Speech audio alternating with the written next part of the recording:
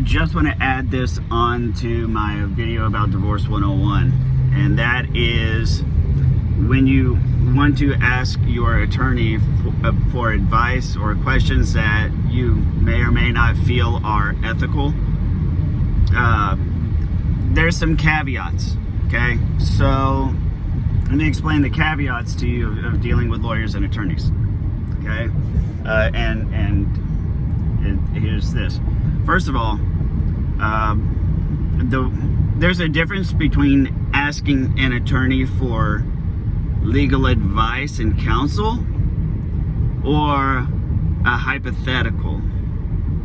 And so you have to understand that depending on what kind of answer you specify you are looking for, that determines what your attorney is going to tell you. Okay? So if you were to say something along the lines of, I want to destroy this other person, or I want to, steal my kids and stab them in the heart and do all these things, how do I do that? The attorney is not going to answer that, because that would be them giving you legal advice and counsel on something that is unethical and immoral.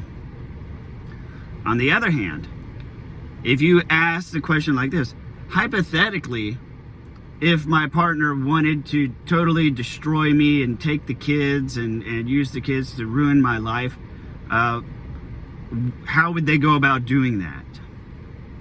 Then your attorney will say, if this is a hypothetical, so this is a hypothetical, then blah, blah, blah.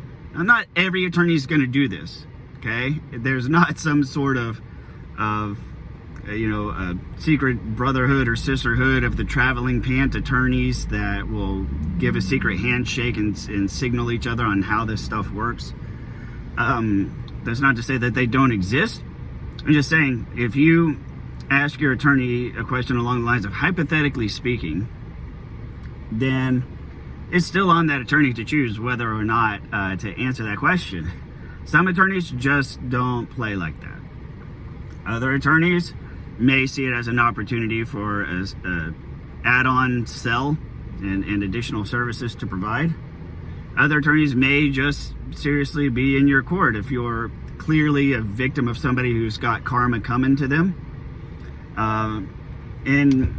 Attorneys are people, right? Surprise. For all the lawyer jokes and all of the bad representation that they get, my experience with attorneys has been that they're largely good people. There are bad ones. I'm not saying that they're all pure of heart, right? But they're mostly well-intended, good people. So just remember that, and also remember that before you go asking them, how to really put the screws to somebody.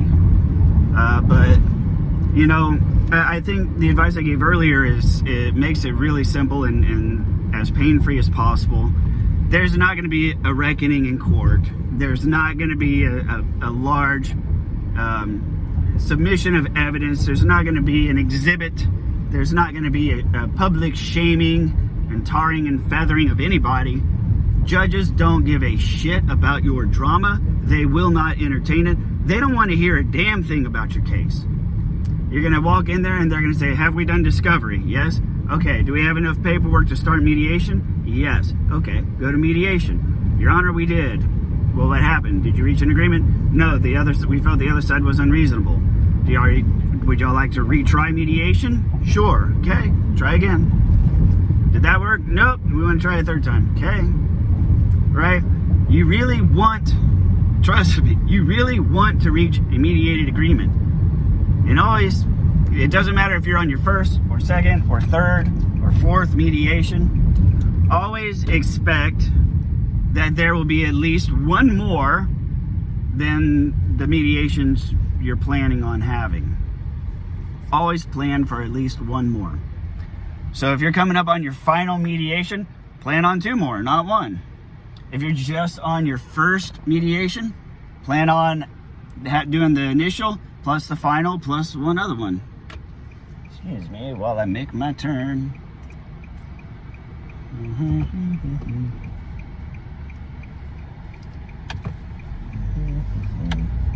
Alrighty.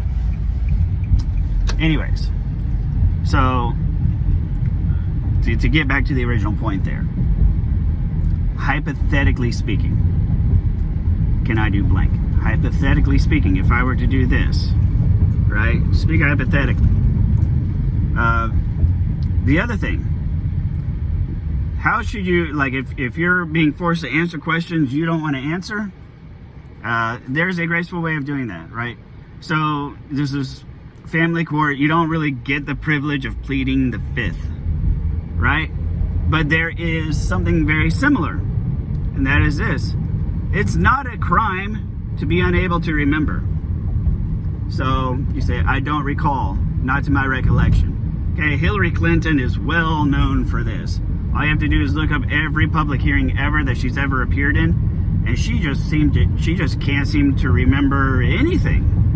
You know, she doesn't even remember where she is at any given time. Do you even remember where you are right now, Mrs. Clinton? I have no recollection of where I am. You do realize you are sitting at a desk? I don't remember sitting at any desk right now, right? She overuses that defense, but it just goes to show, even under penalty of perjury, you can't plead the fifth. It's not a crime to not be able to remember.